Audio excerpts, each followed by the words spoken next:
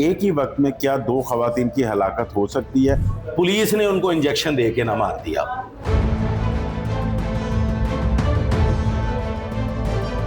External body पे कोई तशद्दुद, कोई टॉर्चर, कोई ऐसा निशान नहीं पाया गया। ये जो पर्टिकुलर केस है ये भी ओवरडोज का केस है जो मेरे तजर्बात से गुजरा है। ये खवातीन ऑलरेडी ड्रग के ज़ेरे असर थी, पब्लिक ने इनको पकड़ा। अस्सलाम वालेकुम नाजरीन, मैं हूं आपका मेज़बान नुमान शेख। आप देख रहे हैं एक्सप्रेस एक्सक्लूसिव। नाज़रीन, जैसे कि एक केस ने बहुत हाइप पकड़ी हुई है कि थाने में एक ही वक्त में दो खवातीन की हलाकत किस तरह हो गई। इस पर CCP लाहौर ने भी अपनी ब्रीफिंग दी कि क्या वजूहात थी, लेकिन अभी तक ये चीज़ क्लियर नहीं हुई कि एक ही वक्त में क्या दो खवातीन की हलाकत हो सकती है, और अगर हुई है तो उसकी वजह क्या है। इस पर बात करने के लिए मेरे साथ मौजूद हैं senior police officer, police operation specialist जनाब बाबर अवान साहब। बाबर साहब, बहुत शुक्रिया आपके वक्त का। ये एक सवाल है जो कि पूरी आवाम के जहन में है कि मुलजिमा दो पकड़ी जाती हैं, थाने में रखा जाता है, मुकदमा भी दर्ज होता है, लेकिन क्या वजह बनी कि एक ही वक्त में दोनों लड़कियां जाबाक हो गई। बिस्मिल्लाहिर्रहमानिर्रहीम। बड़ा इस वक्त ये हाइप क्रिएट हुई है इस मुकदमे की, और होनी भी चाहिए, क्योंकि इन जनरल हम लोगों को ना थोड़ा एक ऐसा ड्रामा क्रिएट करने की ज़रूरत महसूस होती है कि हमें कोई चीज़ मिले और हम उसको फिर लेके कुछ ऐसी रौनक लगाएं जिससे थोड़ी पैनिक क्रिएट हो। ये गैर मामूली बात है, और दो लोगों का एक ही वक्त में मौत हो जानी ये यकीनन गैर मामूली है। अब चूंकि लोगों को टेक्निकली पता नहीं है, साइंटिफिकली पता नहीं है, लिहाजा जो मुंह में आई वो हम बोले चले जाते हैं। देखें, ये दोनों खवातीन, इनका जो इनिशियल पोस्टमार्टम रिपोर्ट है वो आ चुकी है, ठीक है, आपने भी यकीनन गो थ्रू कर ली होगी, और जिन लोगों की इस मुकदमा से दिलचस्पी है उन लोगों ने भी गो थ्रू कर ली होगी।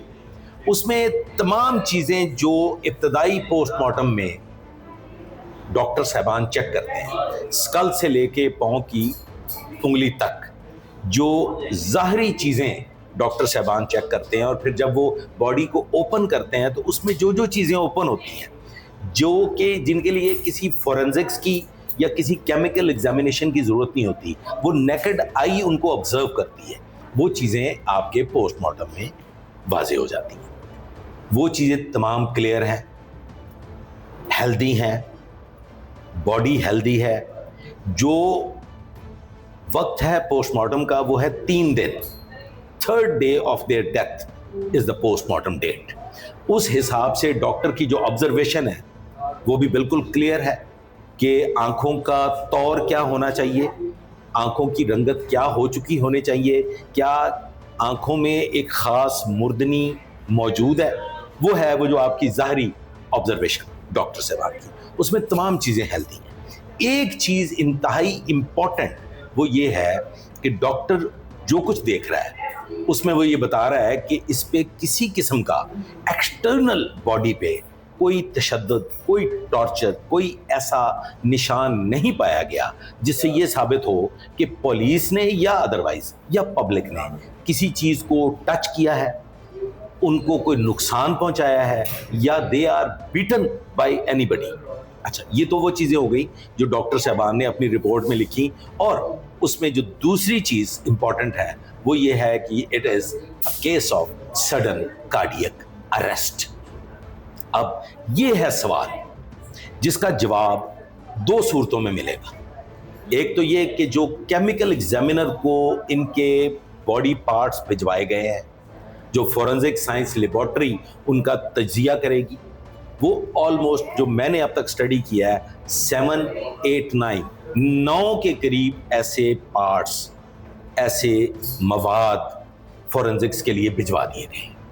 उसका रिजल्ट आएगा, पता चलेगा कि ये कैसी ड्रग इनटेक कर रही थी, ये खवातीन किस ड्रग के ज़ेरे असर इनका इंतकाल हुआ है, क्या ये जो ड्रग थी ये टॉक्सिक थी या नहीं थी, या ये ओवरडोज से किसी मौत की जानिब बढ़ी है। ये हैं वो सवालात जो इस वक्त पब्लिक के लिए क्लियर नहीं है, क्योंकि अभी तक फोरेंसिक्स की रिपोर्ट नहीं आई। अगर आप मुझसे बात करें, being ex-CI officer and with the experience of 42 years as a police officer, तो ये मेरे लिए कोई नई चीज़ नहीं है। मैंने बेशुमार बॉडीज़ इस तरह से रिकवर भी की हुई हैं, उठाई भी हुई हैं, फिर उनके जो एंड रिजल्ट तक भी हम पहुंचे हुए हैं, हमने उनको फिर फाइनली दफनाया भी हुआ है। यहाँ पे जो इशू क्रिएट हुआ है, उस इशू की दो वजूहत हैं कि पुलिस ने बड़ी लंबी चौड़ी गाड़ियों की कतार में डेड बॉडीज जो है वो उनके गांव तक पहुंचाई। हाँ, बड़ी भारी नफरी के साथ तदफीन करवाई। It is called a protocol. ये एक लिखी पढ़ी प्रोटोकॉल है कि whenever there is an issue, किसी की डेथ के रिगार्डिंग इशू है या किसी की अरेस्ट के रिगार्डिंग इशू है या लॉ एंड ऑर्डर का इशू है, तो उसकी एक एसओपी है, उसका एक प्रोसीजर है। और प्रोसीजर ये कहता है कि जिस इलाका में वो वाकया हुआ, उस इलाका की पुलिस फोर्स, जिस जगह उसे पहुंचाया जाना है उस इलाका की पुलिस फोर्स, और अगर रास्ता तवील है तो जिस जिस इलाका से मूवमेंट होनी है वहां पे सिक्योरिटी अरेंजमेंट्स, ताकि कोई लॉ एंड ऑर्डर की सिचुएशन क्रिएट ना हो।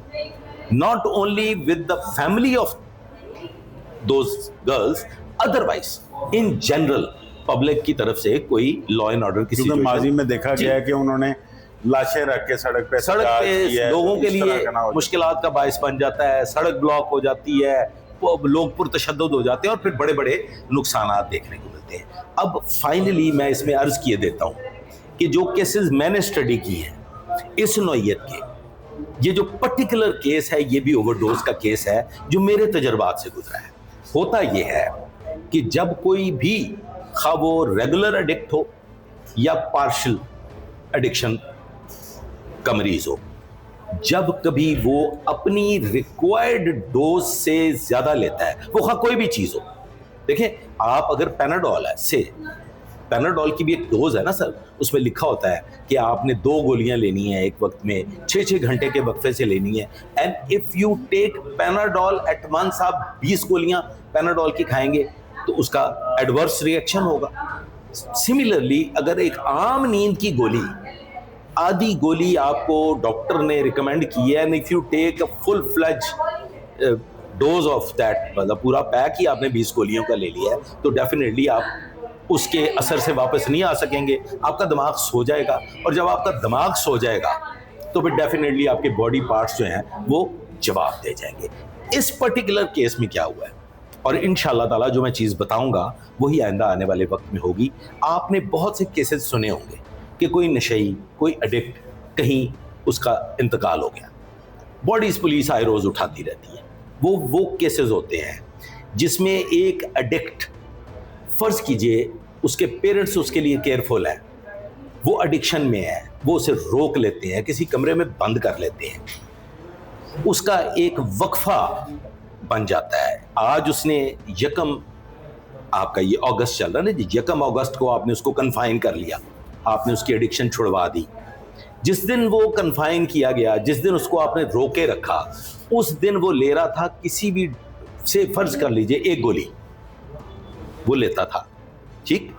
अब वो 1 गोली तक पहुंचा था, हो सकता है 3 साल में, हो सकता है 2 साल में, या कम से कम 1 साल में उस लेवल तक वो पहुंचा है। अब उसे आपने रोक दिया। जिस दिन उसे मौका मिलेगा तो वो तमाम चीज़ों को बालाए ताक रखते हुए ये भूल चुका होगा कि मैंने जब स्टार्ट लिया था तो मैं गोली का 1/4 हिस्सा लेता था। वो फौरी तौर पे जहाँ से भी उसे वो अवेलेबल होगी वो पूरी गोली लेगा और वो उसे निगल लेगा। और फिर वहाँ क्या होगा, वहाँ पे आपको फौरी तौर पे उसका रिएक्शन होगा, क्योंकि आपका एक हॉल्ट आ गया था, एक रुकावट आ गई थी, आपने एक तरह से आपने दोबारा नए सिरे से वो सारा नशा दोबारा शुरू किया है। तो ऐसे उन लोगों की मौत हो जाती है जो कुछ वक्फा पड़ने के बाद उसी डोज को दोबारा ले लेते हैं जो कि उन्होंने जिस दिन वो ड्रग उन्होंने छोड़ी थी। 15 दिन गुजर गए, 20 दिन गुजर गए, महीना गुजर गया, एंड वो कम बैक करते हैं उसी 1 ग्राम पे। अब इस केस में जो अब तक की मेरी मालूमात है, उन मालूमात के मुताबिक ये ख़वातीन ऑलरेडी ड्रग के ज़ेरे असर थी, पब्लिक ने इनको पकड़ा। आपने वीडियोस भी देखी होंगी कि इनको जाने नहीं दे रहे थे, ये वहां पे रोके हुआ था सबने और पुलिस को बुला लिया गया। अब जब इन्हें ये पता चला पुलिस स्टेशन में कि now we are going to be arrested, या हमें बाकायदा तौर पे गिरफ्तार कर लिया गया है और हमें अब मुंतकिल कर दिया जाएगा लेडीज सेल में जहां पे खवातीन को रखा जाता है, और वहां पे हमारी तलाशी भी होगी, हमसे वो ड्रग्स ले ली जाएंगी जो हमारे पास मौजूद हैं, और फिर हमें वहां वो दोबारा नहीं मिलने की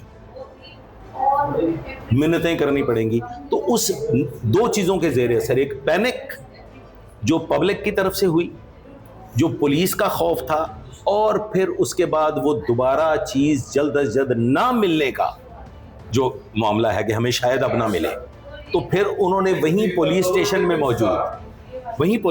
में मौजूद रहते हुए उन्होंने वो ड्रग ओवरडोज की है, ताकि हमें आइंदा का जो हमारा सफ़र है, जो हमने एक दिन गुजारना है पुलिस स्टेशन में या 2 दिन गुजारने हैं पुलिस स्टेशन में, तो वो हमें हमारा गुजारा हो जाए। वो हुई है सर उनकी ओवरडोज। अब सर इसकी जब ओवरडोज होती है ना सर, तो फिर आपके देखिए ये सारा आपका मामला है ब्लड प्रेशर का। कभी ब्लड प्रेशर आपका हायर जा रहा होता है, कभी लोअर साइड पे जा रहा होता है, और ये जितनी भी ड्रग्स हैं ये अमूमन आपके ब्लड प्रेशर को लो करती हैं, चंद एक ऐसी हैं जो आपके ब्लड प्रेशर को हाई करती हैं। अब वहां जब आपका क्रॉस होता है ना सर, वो बड़ा ही क्रिटिकल है, वो इंतहाई खतरनाक है। आपने सुना है एक बड़े सीनियर पुलिस ऑफिसर इसी ड्रग के जेरे असर डिफेंस में उनका भी कार्डियक अरेस्ट हुआ और उनकी मौत हो गई। This is the similar case of overdose. जब उन्होंने वो डोज ली है तो उसे वो बर्दाश्त नहीं कर सकी और उनकी मौत हो गई है। अब हतमी राय कि वो ड्रग क्या थी, उनके बॉडी पार्ट्स का क्या रिजल्ट है, वो फोरेंसिक साइंस लेबोरेटरी की रिपोर्ट जब आ जाएगी तो उसमें हर चीज बिल्कुल क्रिस्टल क्लियर हो जाएगी। And I am sure about it कि ये पुलिस का टॉर्चर केस नहीं है, क्योंकि डॉक्टर्स और पुलिस दो मुख्तलिफ शोबे हैं। तो किसी पुलिस वाले को सेव करने के लिए, किसी पुलिस वाले को फ़ायदा पहुंचाने के लिए डॉक्टर साहबान कभी भी अपने गले में फांसी का फंदा नहीं डालते। तो मेडिकल रिपोर्ट अब तक की सरसरी मुलाजा, postmortem report, it is very clear कि कोई टॉर्चर नहीं हुआ, every body part was healthy, और जैसा कि एक मुर्दा शख्स का होना चाहिए वो चीज़ें उन हेल्दी कंडीशन में थी। लंग्स, किडनीज, लिवर, स्टमक, आपका जो है ये हार्ट का जो क्लॉट्स हार्ट के अंदर मौजूद होना इस चीज़ की निशानदेही है कि उनके वो जो हार्ट की आर्टरीज हैं वो ब्लॉक हुई हैं और वो सडन कार्डियक अरेस्ट। फेफड़ों पे भी इनके काले निशान थे और बाजुओं पे भी सिरिंज वगैरह का निशान था इनका। इनके बाजुओं पे सिरिंजों के निशानात मौजूद हैं।